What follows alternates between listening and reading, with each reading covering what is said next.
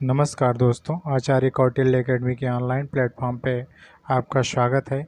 दोस्तों, हम लोग संविधान की सीरीज़ में कल हम लोगों ने देखा कि ईस्ट इंडिया कंपनी के कार्यों को निर्धारित करने अथवा संकुचित करने के लिए तरह तरह के एक्ट पारित किए गए। आज हम लोग 1858 का भारत शासन अधिनियम की व्याख्या करेंगे। इस महत्वपूर्ण कानून का निर्माण 1857 के विद्रोह के बाद किया गया। इसमें भारत का प्रथम स्वतंत्रता संग्राम या सिपाही विद्रोह भी कहा जाता है। भारत के शासन को अच्छा बनाने वाला अधिनियम नाम के प्रसिद्ध इस कानून ने ईस्ट इंडिया कंपनी को समाप्त कर दिया और गवर्नरों, क्षेत्रों और राजस्व संबंधी शक्तियां ब्रिटिश राजशाही को हस्तांतरित कर दी गई। यदि मैं इस अधिनियम की विशेषताओं की बात करूं तो यह विशेषताएं निम्नलिखित प्रकार की हैं। इस अधिनियम के द्वारा ईस्ट इंडिया कंपनी के शासन को पूरी तरह से समाप्त कर दिया गया और भारत के पूर्णतः उत्तरदायी शासन के लिए ब्रिटिश महारानी को जिम्मेदार बना दिया गया। अर्थात भारत में शासन के लिए ब्रिटेन के निम्न सदन हाउस ऑफ कॉमन को जिम्मेदार बना दिया गया। वहीं इस अधिनियम के द्वारा भारत के गवर्नर जनरल को भारत का वायसराय बना दिया गया और इस तरह लॉर्ड कैनिंग भारत का अंतिम गवर्नर जनरल और भारत का पहला वायसराय बने। इस अधिनियम के द्वारा बोर्ड ऑफ डायरेक्टर एवं बोर्ड ऑफ कंट्रोलर की दोहरी शासन प्रणाली को पूरी तरह से समाप्त कर दिया गया। साथ ही इस अधिनियम के द्वारा भारत के एक नया पद राज्य सचिव को भी बनाया गया, जिसकी नियुक्ति ब्रिटेन के निम्न सदन के कैबिनेट मंत्री के किसी सदस्य को किया जाता था, जो ब्रिटिश संसद के प्रति जिम्मेवार होता था। इस राज्य सचिव की सहायता के लिए 15 सदस्यीय सलाहकारी परिषद का भी गठन किया गया। वहीं भारत के प्रथम राज्य सचिव के पद पर लॉर्ड स्टैनली की नियुक्ति की गई।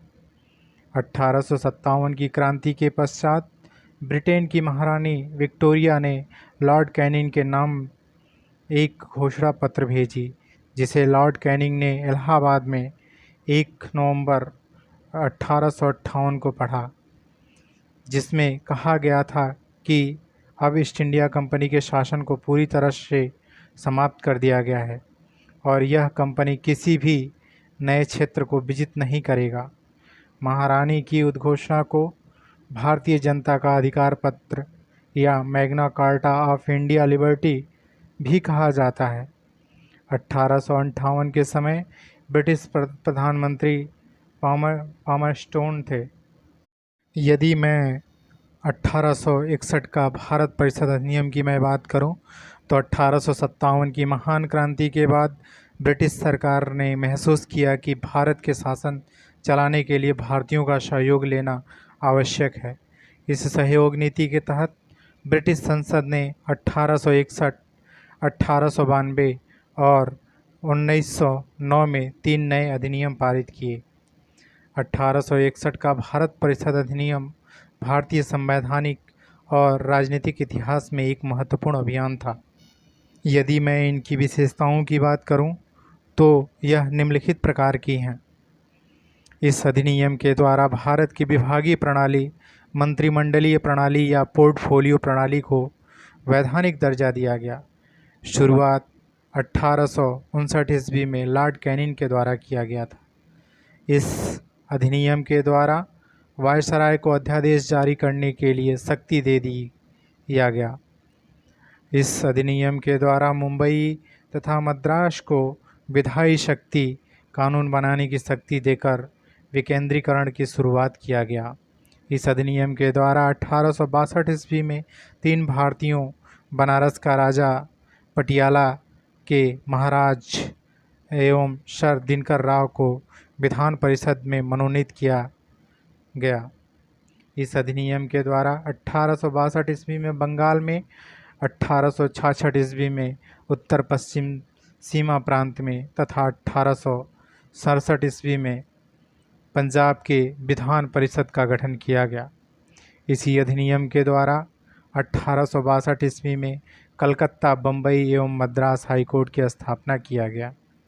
यदि मैं 1892 के अधिनियम की बात करूं तो इसकी निम्नलिखित विशेषताएं हैं।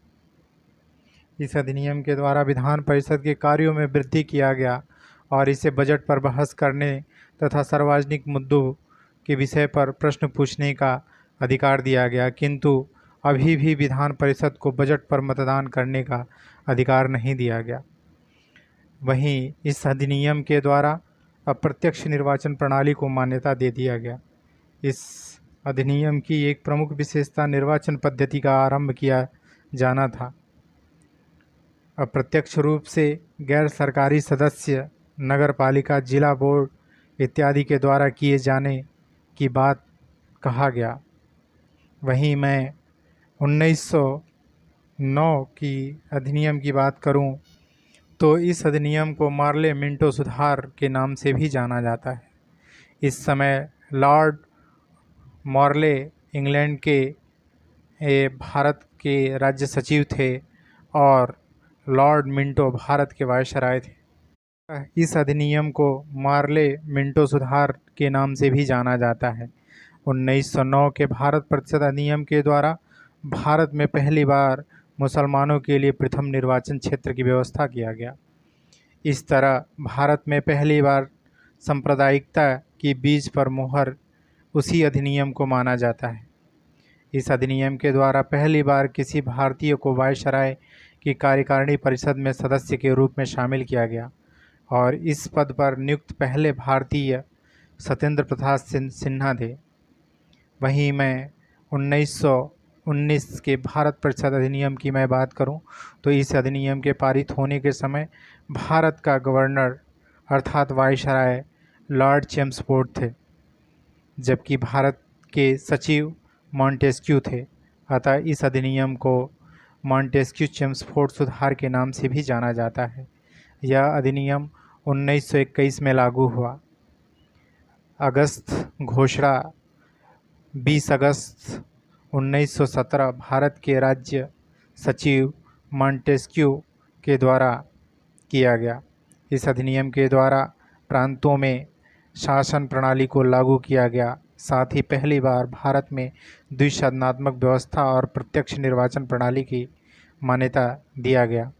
इस अधिनियम के द्वारा सांप्रदायिकता को और बढ़ाने के लिए सिख, ईसाई, एंग्लो इंडियन, यूरोपियन के लिए भी पृथक निर्वाचन क्षेत्रों को मान्यता दी गई। इस अधिनियम के द्वारा महिलाओं को भी मताधिकार का अधिकार दिया गया। इस अधिनियम के द्वारा प्रांतों में आंशिक उत्तरदायी शासन व्यवस्था की नींव रखी गई और इसके अंतर्गत प्रांतीय शासन को 2 भागों में बांट दिया गया: आरक्षी विषय और हस्तांतरित विषय। आरक्षी विषय रक्षा, न्याय, वित्त, पुलिस, विदेश मामला, सिंचाई, बिजली, अकाल सहायता पर कानून बनाने के लिए गवर्नर जनरल को कार्यकारिणी परिषद का अधिकार दिया गया, जबकि हस्तांतरित विषय स्थानीय स्वशासन, शिक्षा, कृषि, चिकित्सा, उद्योग, निर्माण विभाग इत्यादि पर कानून बनाने के लिए लोक मंत्री को उत्तरदायी बनाया गया। इस अधिनियम को 1918 ईस्वी में प्रकाशित किया गया था एवं इसे अंतिम रूप से 1921 में लागू किया गया। इस अधिनियम के द्वारा प्रांतों में द्वैध शासन प्रणाली 1 अप्रैल 1921 ईस्वी को लागू हुआ, जो 1 अप्रैल 1937 ईस्वी तक चलता रहा। इस अधिनियम के पश्चात एक वर्ष समिति के सिफारिश के आधार पर आम बजट से रेल बजट को 1924-25 में अलग कर दिया गया। साथ ही 1926 ईस्वी में भारत में लोक सेवा आयोग का भी गठन किया गया। केंद्रीय विधानसभा के प्रथम अध्यक्ष बने सर फ्रेडरिक व्हाइट। वहीं केंद्रीय विधानसभा के प्रथम उपाध्यक्ष थे सच्चिदानंद सिन्हा। वहीं केंद्रीय विधानसभा के प्रथम भारतीय अध्यक्ष विट्ठल भाई पटेल को बनाया गया। साइमन कमीशन 1919 के अधिनियम के अनुसार इस अधिनियम के द्वारा स्थापित संस्थाओं को पुनर्समीक्षा हेतु 10 वर्षों के बाद एक समिति का गठन किया जाना था।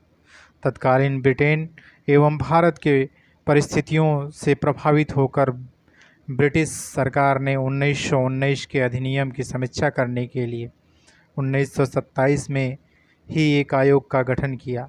चूँकि इस आयोग के अध्यक्ष सर जॉन साइमन थे, इसलिए इस आयोग को साइमन कमीशन के नाम से प्रसिद्ध हुआ। साइमन कमीशन की गठन की घोषणा 8 नवंबर 1927 को की गई। साइमन कमीशन पहली बार 3 फरवरी 1928 को भारत आया। साइमन कमीशन 7 सदस्यों का आयोग था, जिसके सभी सदस्य अंग्रेज थे। 27 मई 1930 को साइमन कमीशन ने अपनी रिपोर्ट प्रस्तुत किया। साइमन कमीशन द्वारा रिपोर्ट प्रस्तुत किए जाने से पहले ही वायसराय ने यह घोषणा की कि साइमन कमीशन के रिपोर्ट पर विचार करने के लिए लंदन में गोलमेज सम्मेलन का आयोजन किया जाएगा। दोस्तों, कल की वीडियो में हम लोग भारत परिषद अधिनियम 1935 के आगे की चर्चा करेंगे। जय हिंद दोस्तों।